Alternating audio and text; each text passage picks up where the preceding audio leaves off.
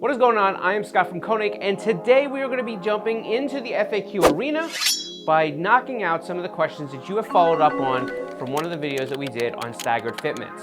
So, let's get into them.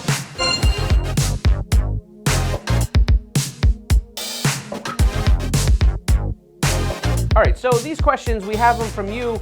You sent them in. We're going to answer them. Let's start with number one. How do I know if my wheels come staggered from the factory? Well, look, there's a couple ways that you could know. First way, you can look at the internet. The second way, you probably can look at the door placard on your door. Third thing you probably could do is look in the manual. So there's a lot of things you could do without ever really actually doing anything mechanical.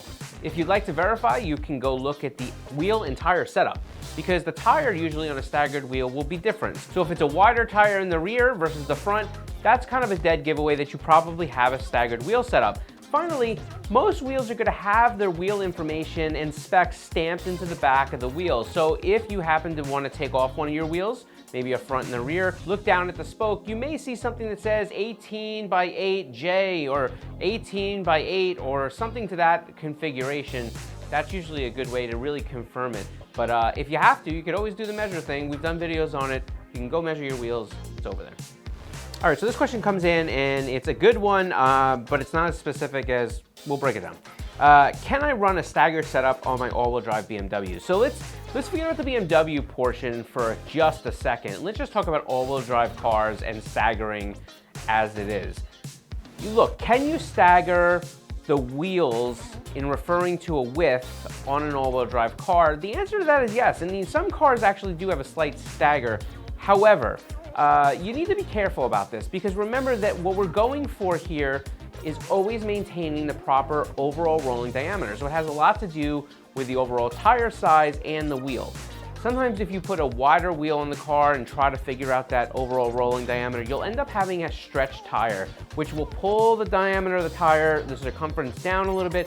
When that happens, you could potentially inadvertently not keep that rolling diameter. You can wreak havoc on systems like vehicle stability systems, traction control, even ABS. So what I would say here is, look, your car came from the factory a certain given way. You can expand upon it, do some research before you do, make sure you're playing by the rules, maintaining the overall rolling diameters, and make sure that you're not doing anything too crazy that would throw your car into disarray. This can't be a totally standard answer, and if you're out there arguing with me that it is a standard answer, it's not. So this one comes in and says, what is double staggered? Well, I know what it means, however, this isn't a real official term. Double staggered refers to the fact that you would have a stagger in width from front to back.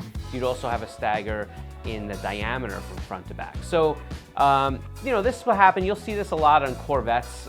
Sometimes there'll be like a 17.8.5 in the front and an 18 by 10 in the back, or something to that effect. So what you're seeing there is a stagger in diameter. You're also seeing a stagger in width. I don't know that it's double staggered as the official term for it, but that's what people are referring to. All right, so we're getting into our next question here. These are starting to get a little technical. So listen, let me put a disclaimer here. I'm not trying to roast anybody with these comments. I'm trying to answer you with knowledge. So let's just get into this. Somebody writes, fun thought, I've always wondered how hard it would be to make a new tone or reluctor ring and try to correct for staggered diameters. All right, let's start with, what is a tone or reluctor ring?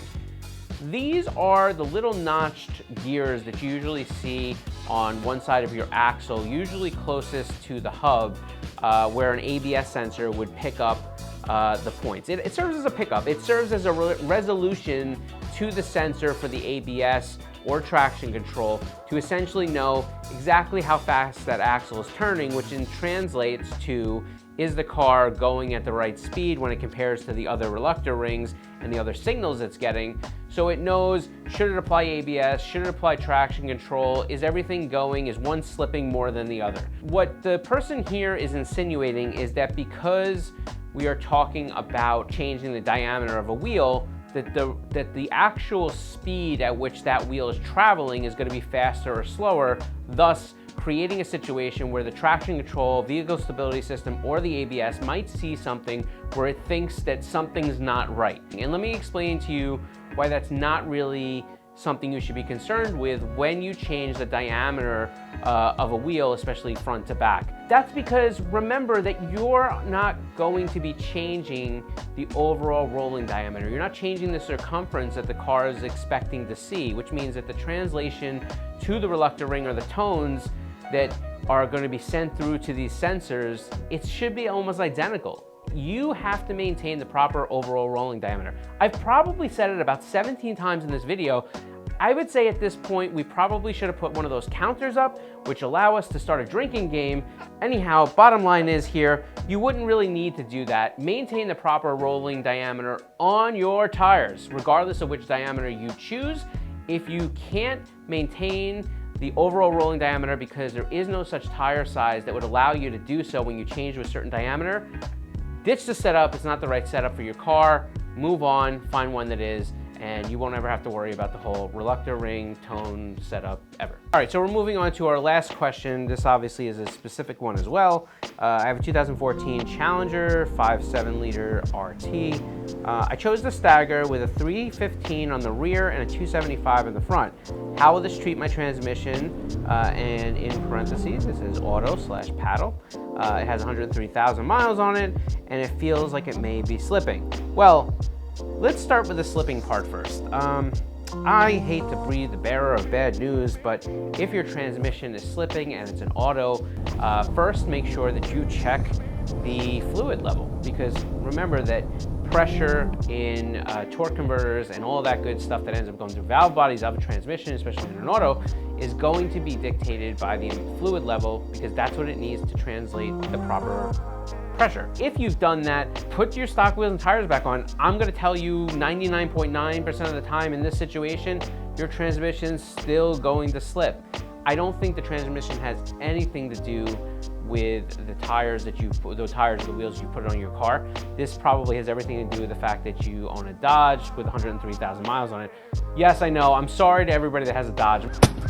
Woo! Mopar, baby. I'm just trying to express the fact that I would trust the problem to be more transmission related or fluid related than I would think that these wheels with a stagger tire wheel setup caused the problem. So we've climbed through a bunch of these. There are some more. Maybe we'll do another FAQ video. If you would like to see another FAQ video, go ahead and comment down below. Click that like button. Make sure you hit that subscribe button. These are all the things that we use to value whether you value the content that we put up. Also, don't be afraid to throw some comments down below that we didn't answer that you really would like to see. They may end up in one of our next FAQ videos.